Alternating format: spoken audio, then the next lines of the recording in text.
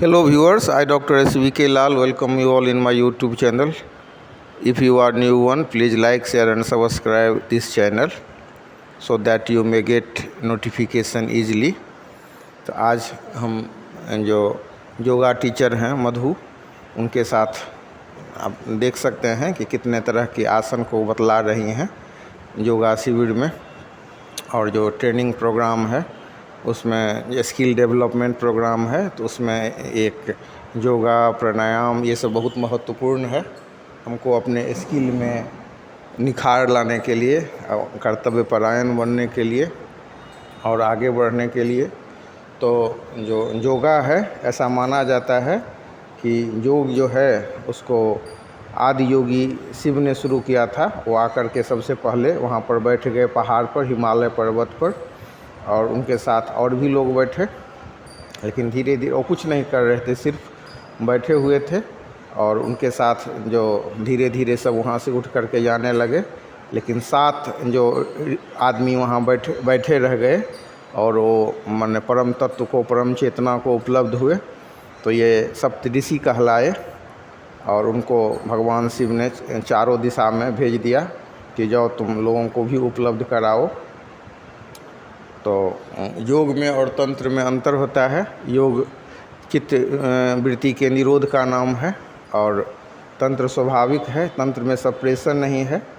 तो तंत्र का 112 तरीका है, कहीं कहीं 116 भी होगा, और योग का भी 116 को 112 आसन बताया गया है।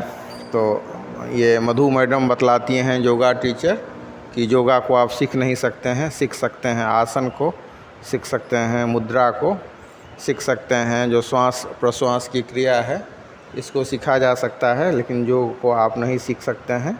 और योग के बारे में कहा जाता है कि योग जतन से कीजिए, हसिवा केलवा करवा ध्यानम, अस्निति कथवा ब्रह्म ज्ञानम। तो आदि योगी शिव ने जो शुरू किया था, और फिर जो उन्होंने कहा कि 112 ही तरीके हैं। और जो पार्वती ने जिज्ञासा की कि नहीं और भी तरीका होता है, तो उन्होंने कहा उनको खोज करने के लिए, लेकिन जो वो हार मान गई और उन्होंने कहा कि हाँ सही में 112 तरीके हैं जिससे हम योग को उपलब्ध हो सकते हैं। तो हर एक तरीका है जिससे कि हम मतलब उपलब्ध हो सकते हैं। और योग का अर्थ ही होता है कि मतलब जुड़ना। तो जुड़ना जो होता है, तो कौन चीज़ से जुड़ना, तो ऊर्जा से, चेतन से, अनेक रोगों से छुटकारा के लिए ये जुड़ना होता है। तो जो 112 तरीके हैं जिससे इंसान अपने परम प्रकृति को पा सकता है, जुड़ सकता है, तो ये हो गया। और एक होता है तंत्र विज्ञान, तो ईश्वर से को प्राप्त करने के लिए और भी तरीका हो सकता है, तो तंत्र विज्ञान भी है। और आदि योगी शिव के जो मतलब 7 सबसे पहले जो 7 ऋषि उनके शिष्य बने, सप्त ऋषि जो उनके साथ रहे, तो उनको मतलब 4 नहीं 7 दिशा में उन्होंने कहा कि जाइए आप अलग अलग दिशा में जाइए और लोगों को उपलब्ध करवाइए। तो इस तरह का भी कंसेप्ट है।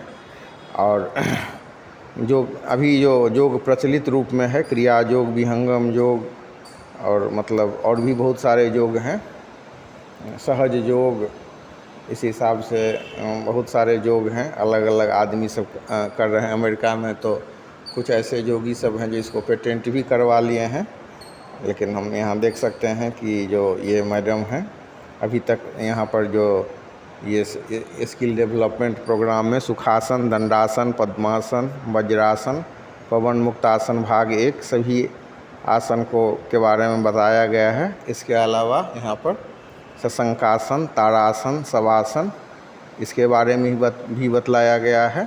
और आज का जो क्लास है इसमें पवन मुक्तासन भाग 2 के बारे में बतलाया गया है। इससे क्या लाभ होता है कि पेट में बनने वाली जो दूषित वायु है उससे शरीर को छुटकारा मिलता है। इस समूह में कई आसन हैं जो कब्ज, गैस से तो छुटकारा दिलाते ही हैं, पेट की चर्बी को भी कम करते हैं और पाचन तंत्र को भी मजबूत बनाते हैं।